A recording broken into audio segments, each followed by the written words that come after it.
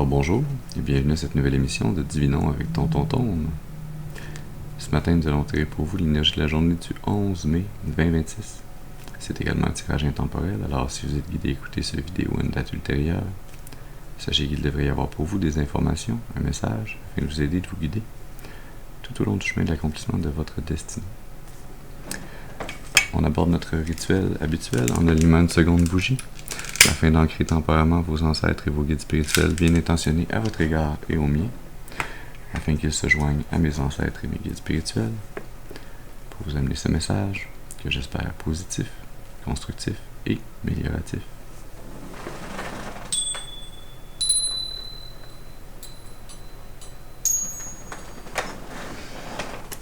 Très bien.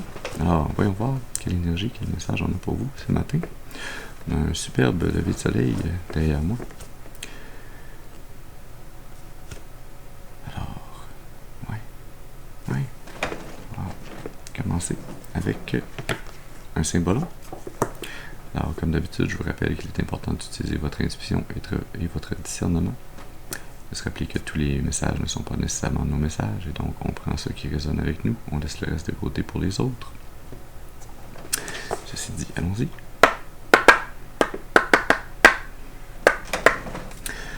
Alors, est-ce qu'on peut avoir une première carte, s'il vous plaît? Quel est le premier côté de ce symbole? C'était rapide, ça. L'expression.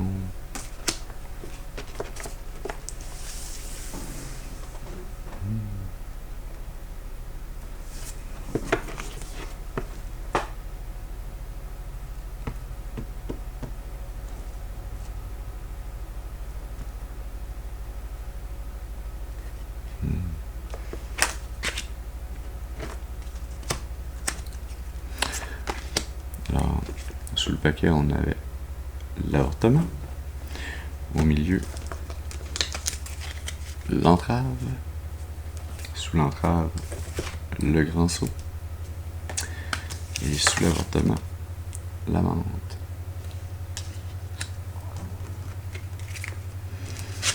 Alors, la première partie de cette énergie, de ce symbole-là, c'est soit une partie de vous, soit une personne. Personne A, personne B, puis il va y avoir l'énergie qui les relie, ou une partie de vous, l'autre partie de vous, et l'énergie qui va relier ces deux parties-là de vous-même, alors à interpréter selon votre situation. Mais moi je vais en parler comme si c'était une personne. La personne A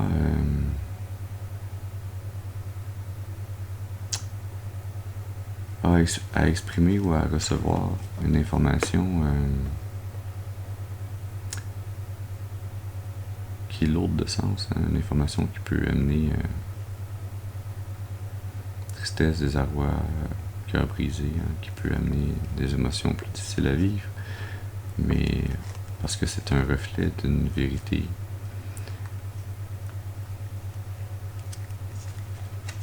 que l'on a peut-être voulu mettre de côté, ignorer.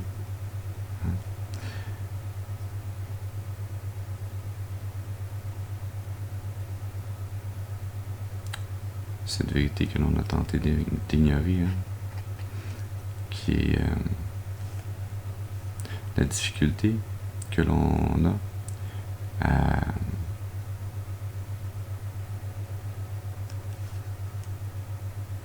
sacrifier son ego, à sacrifier son amour propre.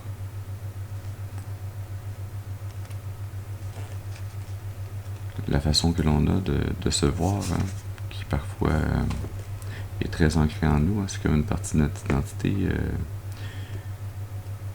qui est difficile à changer, mais qui est nécessaire pour nous permettre de réellement changer, de franchir un espace à l'intérieur de soi qui nous permette de partir à l'aventure, de commencer quelque chose de nouveau, d'effectuer un changement qui soit durable, sur lequel on ne puisse plus revenir en arrière.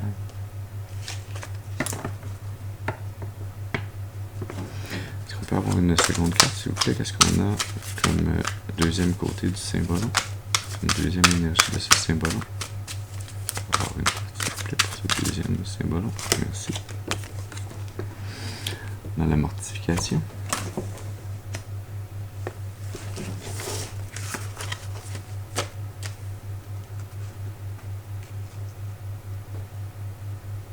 On va replacer ces cartes-là. Sous le paquet, encore l'entrave. Ça tombe bien parce que c'est l'énergie qui les lie. Au milieu, la messe noire. Sous la messe noire, la dispute. Pas obligé d'en avoir 10, puis d'en avoir 9 ou 8. Peut-être même qu'une, c'est déjà trop. Sous l'entrave, on a le jardin des esprits.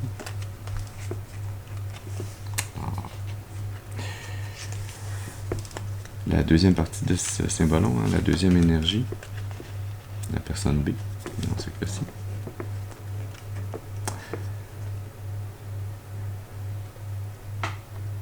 Une personne qui a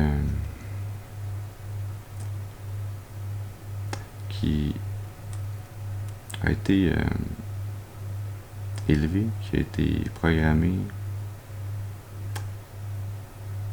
dans une façon de penser hein, qui la limite, un environnement qui a été très autoritaire, très ultra discipliné, qui fait qu'elle se sacrifie, hein, parfois même presque tout le temps, pour les autres, pour des choses qui ne sont pas les siennes, des responsabilités qui ne sont pas les siennes à porter, hein. Au nom d'une morale qui lui a été imposée, mais qui n'est pas nécessairement morale. Je devrais peut-être plus dire de principes. Les principes, c'est comme des règles qu'on se donne. Hein. Ça ne veut pas dire que nos principes sont bons. Tandis que la morale, c'est quelque chose qui devrait être beaucoup plus partagé entre tous les êtres humains, hein.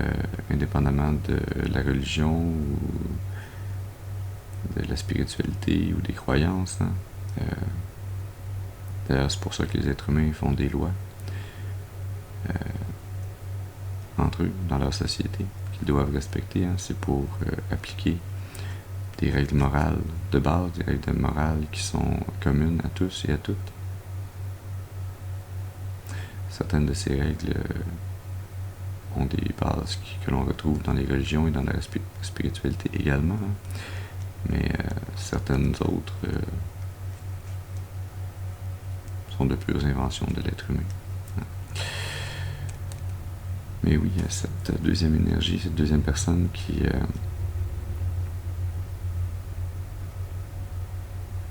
été programmée à s'en mettre toujours trop sur les épaules, à porter la charge émotive, mentale du monde, de sa communauté. Hein. C'est cette prison de verre qui l'a si longtemps bloqué, qui l'a gardé dans un combat intérieur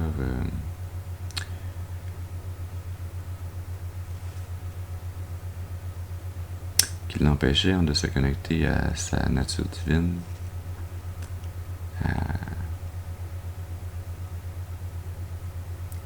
son lien avec le divin, avec la nature, avec le monde des esprits, le monde immatériel.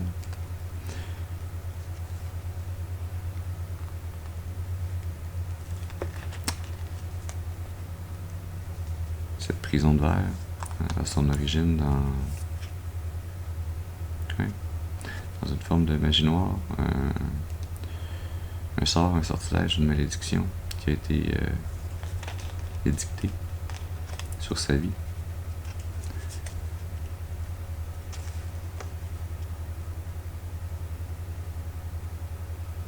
Qui a été édictée, hein, comme pour l'empêcher de réaliser ce qu'est le réel amour, hein, pour l'empêcher de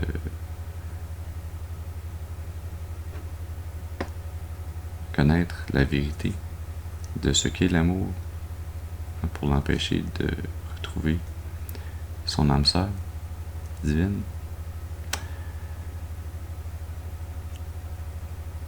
Cette magie noire, hein, qui a créé ce fossé énergétiquement, mentalement également.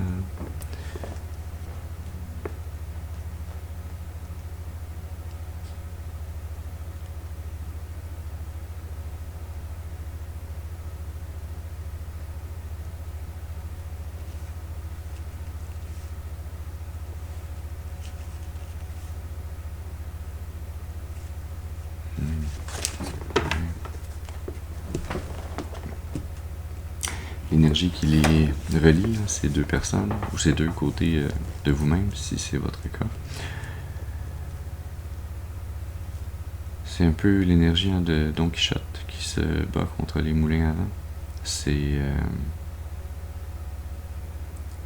de se mettre un but un peu inatteignable, hein, un perfectionnisme, une entrave mentale, un but difficile à atteindre, un idéal qui en fait peut sembler nuisible, mais qui ultimement est un apprentissage de votre âme, hein, qui est là pour aider votre âme à réaliser que parfois ce qui vaut vraiment la peine d'être vécu, d'être ressenti, d'être multiplié, partagé, ça n'arrive pas facilement. Il faut y mettre des efforts, il faut se battre longtemps. Et par se battre longtemps, j'implique pas de se battre à main nue, hein. Le combat, c'est le combat spirituel, c'est le combat intérieur, hein. C'est le combat intérieur que l'on fait pour se libérer de cette prison, de ce conditionnement, de ces pensées qui nous font penser que on est la cause ou le responsable de tous les maux qui nous arrivent dans notre vie.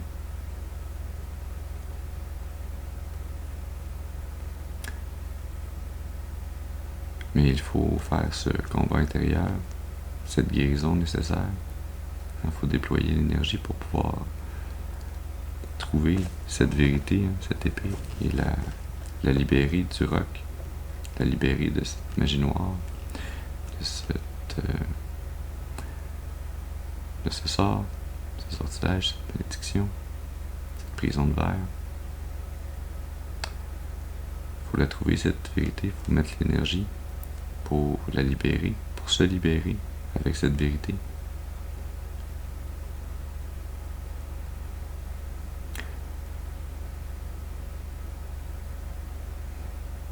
Est-ce qu'on a... Ouais, on va aller tirer dans le tarot emblémata pour tirer quelques clarifications sur ces énergies.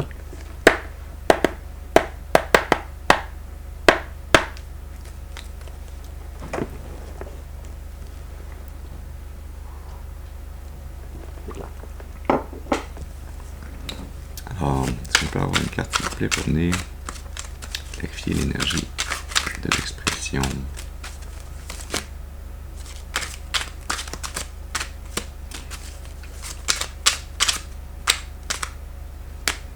Merci.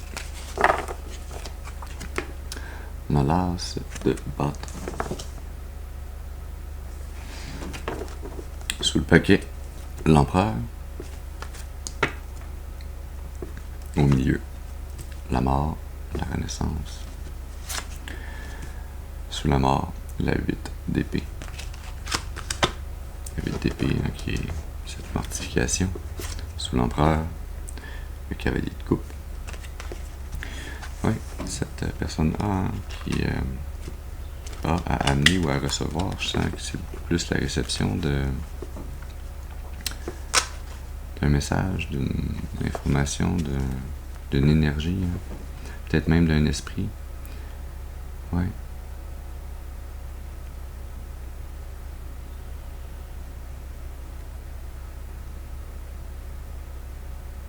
un esprit peut-être de vos ancêtres ou vos guides spirituels, un messager divin qui tente d'entrer en communication avec vous, qui veut vous amener cette nouvelle passion, cette nouvelle énergie créatrice, divine,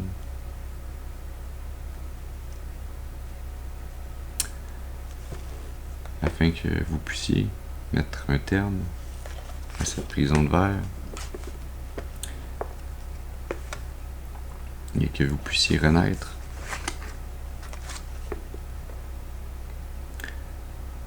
sous l'égide, sous la protection divine, dans une énergie où vous êtes capable d'amener et de recevoir des émotions plus positives, des émotions plus belles, des émotions desquelles vous n'aurez pas l'impression que vous avez besoin de vous défendre. Parce que cette énergie, cette passion, ce nouveau feu divin qui vous viendra comme un message, qui pendant un temps va peut-être sembler vous affliger, difficile à accepter, mais qui ultimement va vous amener à mettre fin à cette prison de verre, cette prison mentale, et à laisser votre cœur remonter à la surface.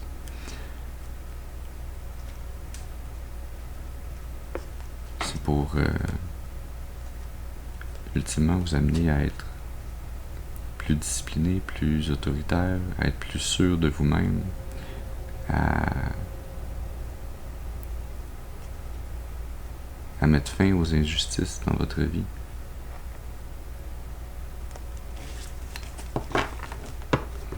Est-ce qu'on peut avoir une carte, s'il vous plaît, pour clarifier l'énergie de la mortification?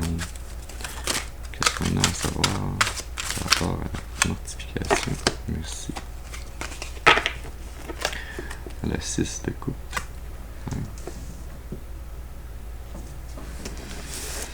Il y a quelque chose de réparateur pour votre âme qui était nécessaire dans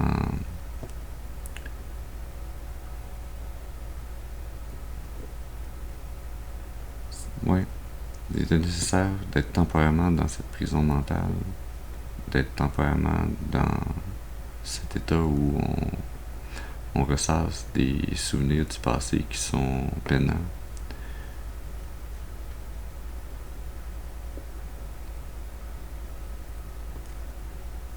La 7 de bâton sous le paquet. L'impératrice. On avait l'empereur juste avant. La 6 d'épée. Et la 4 de pentacle.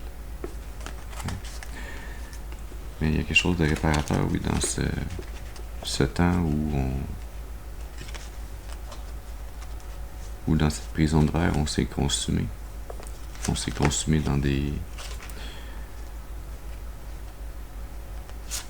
souvenirs qui étaient difficiles à vivre, où l'on pensait avoir une grande part de responsabilité.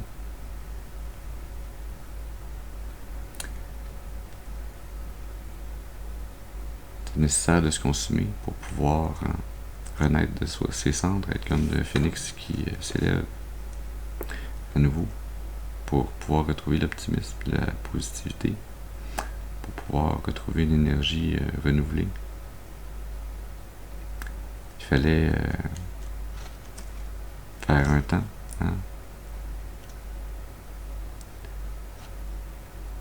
et réaliser que l'on ne gagnait rien en fait à rester dans un combat qui était perdu d'avance, un combat intérieur contre nos souvenirs. Nos souvenirs appartiennent au passé.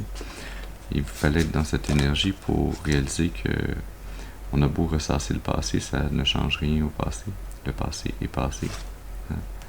Le passé, c'est quelque chose de stable, c'est quelque chose de fini, c'est la 4 de Pentacle.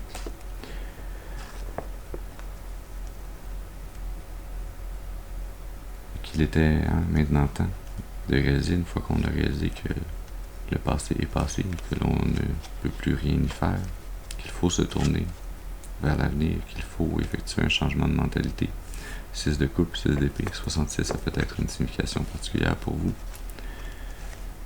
Faire un changement pour s'aligner avec la volonté de la création, avec nos désirs, nos passions, ce que l'on veut obtenir, qu'il faut renaître et changer, qu'il faut sortir de cette prison mentale, sortir de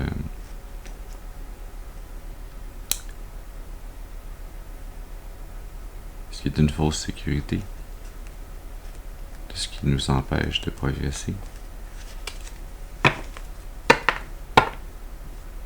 Est-ce qu'on peut avoir une carte s'il vous plaît pour clarifier l'énergie de l'entrave, la collectivité à savoir par rapport à cette énergie de l'entrave? Ok. On a 2 cartes qui sortent. Une qui nous montre le dos et l'autre qui se montre de face. Alors, le pendu et la 10 de coupe. Ouais. Ce moment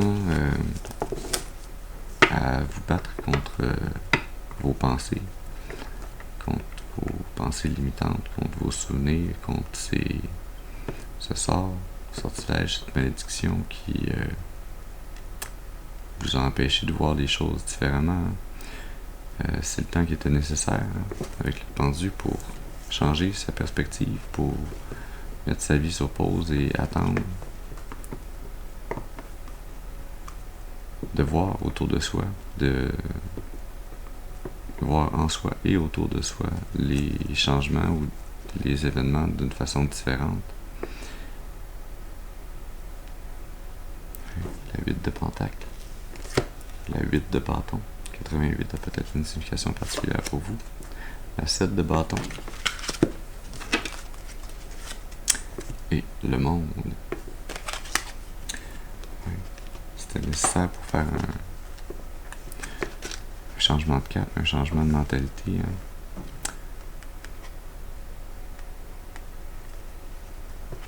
Pour cesser de se battre contre les moulins à vent, pour cesser de se battre contre soi-même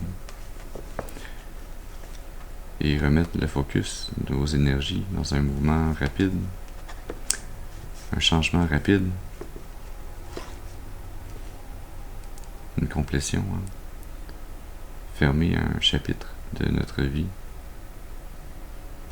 afin de pouvoir en aborder un tout nouveau. Fermer un chapitre où on a dû être très travaillant, où on a dû travailler très fort pour accomplir cette mission qui en fait était cette libération, cette épée. Apprendre à voir, à reconnaître les énergies qui tentent de nous manipuler, de nous contrôler, de nous décevoir, et qui parfois s'immiscent en nous, et qui vivent en nous. 7 de Pentacle, qui travaille insidieusement en nous. D'ailleurs, 77, puis là on avait 66, 77, 88, beaucoup de doublés, 6, 7, 8. Ouais, qui travaille en nous pour nous garder séparés du divin, pour nous empêcher de mettre les énergies à se guérir et à travailler sur soi et pour soi,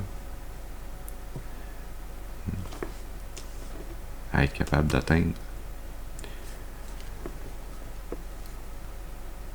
le paradis sur terre, à atteindre la sérénité,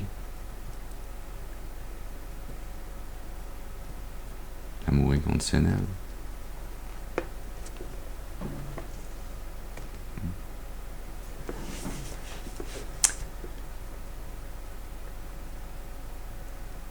un grand travail de libération.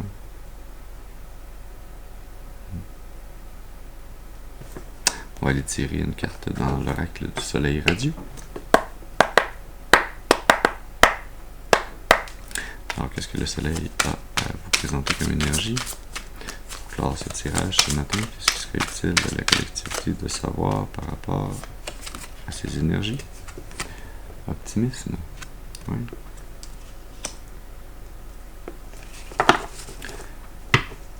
Don't worry, be happy. Oui. Il faut avoir une bonne dose d'optimisme, de positivisme. Il faut être prêt à voir les choses sous un nouvel œil, un meilleur œil. Savoir que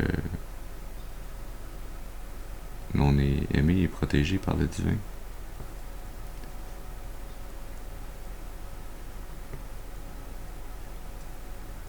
Que l'on s'est placé dans cette énergie, on est resté par nos choix ou notre absence de choix, dans cette prison de verre, dans cette énergie où on ressassait le passé, mais que le divin était toujours prêt à nous supporter, à nous aider, à nous amener dans une énergie plus positive dès lors qu'on serait prêt, que l'on arrêterait de résister, de s'opposer, de rester obtus, de rester campé sur nos positions.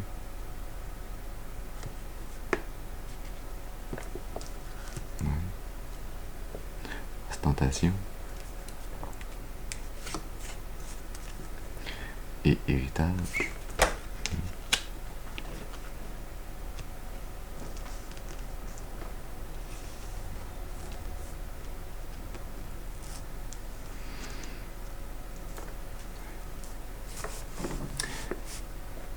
Réaliser que par nos choix ou nos non-choix, à rester dans cette prison mentale, dans nos souvenirs, à s'empêcher de s'élever, de réaliser que l'on a en nous tout l'amour dont on a besoin, que l'on peut choisir de voir les choses d'une façon plus positive, plus aimante, qu'il faut laisser tomber nos façons de penser qui nous bloquent, que le divin est prêt à nous amener ce cadeau, cet héritage divin, cette licorne dans une roue de fortune qui est également un labyrinthe.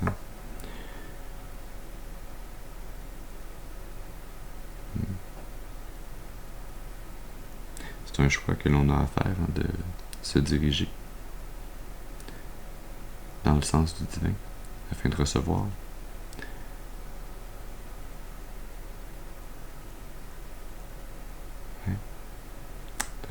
votre dû, de recevoir l'héritage de votre âme.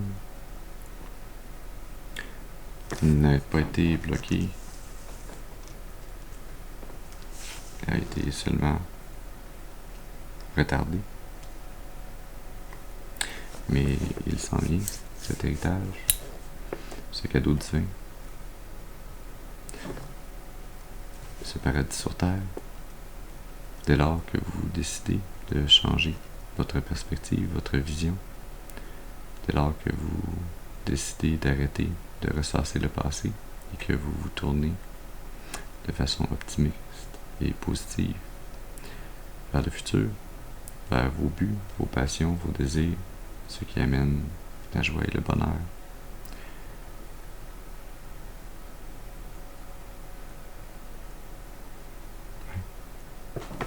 Alors voilà le message que nous avions pour vous ce matin. J'espère qu'il aura pu vous amener des informations, un message, un peu de clarté afin de vous aider, de vous guider tout au long du chemin de l'accomplissement de votre destinée pour votre plus grand bien et le plus grand bien de toute la création. Je vous remercie pour votre présence auprès de moi ce matin. Je vous souhaite une excellente journée et je vous dis à la prochaine. Merci.